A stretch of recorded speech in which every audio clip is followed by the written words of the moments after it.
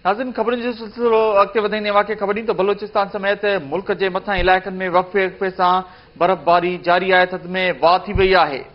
अव्हां खे अपडेट कयूं त बलोचिस्तान समेत मुल्क जे मथां इलाइक़नि में वक़्फ़े वक़्फ़े सां बर्फ़बारी जो सिलसिलो जारी आहे। वादी नीलम में लैंडस्लाइडिंग ऐं बर्फ़ानी छिपूं किरण जो ख़तरो वधी वियो आहे। शहरनि ऐं सियाहनि खे गैर ज़रूरी सफ़र न करण जी हिदायत कई वई आहे। अव्हां खे ॿुधायूं त वादी नीलम, सरदाई, फोलाई, लवात, बाला, जागरान ऐं ग्रेस वैली में बर्फ़बारी थी आहे। रोड रस्ता बंदि थी विया आहिनि। रहवासी ॾुखियाईनि खे मुंहुं ॾियण ते मजबूर आहिनि। बलोचिस्तान जे इलाइक़े ज़ियारत में बि वक़्फ़े वक़्फ़े सां बर्फ़बारी जो सिलसिलो जारी आहे। थधि में वाह थी आहे। अव्हां खे अपडेट कयूं त थधि में वाह सबबि रहवासी घरनि ताईं महदूद थी विया आहिनि। बलोचिस्तान समेत मुल्क जे मथां इलाइक़नि में वक़्फ़े वक़्फ़े सां बर्फ़बारी जो सिलसिलो जारी आहे। थधि में इज़ाफ़ो थी वियो आहे।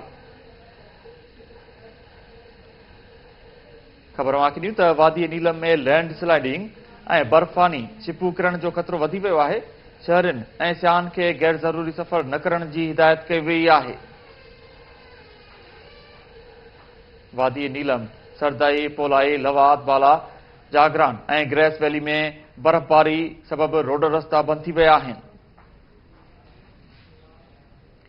इन हवाले सां वधीक तफ़सीलनि लाइ असां सां लाइन ते मौजूद आहे केटी न्यूज़ जो रिपोर्टर राजेश कुमार। जी राजेश कुमार, तफ़सीली जो जी, मुल्क के दीगर इलाक़नि समेत नीलम समेत ॿिनि इलाक़नि में बर्फ़बारी जो सिलसिलो जारी है। बर्फ़बारी के सिलसिले के बायस रोड रस्ता बंद थी विया आहिनि। रोड रस्ता बंद थियण जी वजह खां जेके माण्हू सैर तफ़री के लिए वञी रहा उहे भी काफ़ी फंसिजी विया आहिनि। इन जी वजह खां उन्हनि खे भी शदीद सर्दी की वजह खां तकलीफ़ जो सामनो करे रहिया आहिनि। और इन हवाले से इंतज़ामिया खे जीअं इतला मिली आहे उन खां बाद उहे उन्हनि खे रेस्क्यू करण जे लाइ रवानी थी वई आहे। और इहो बि ॾसी थो हलो हे बर्फ़बारी जो सिलसिलो हली रहियो आहे, अचण वारे 24 खां 48 घंटनि ताईं मज़ीद हलंदो। जी, वॾी महिरबानी अपडेट करण लाइ राजेश कुमार।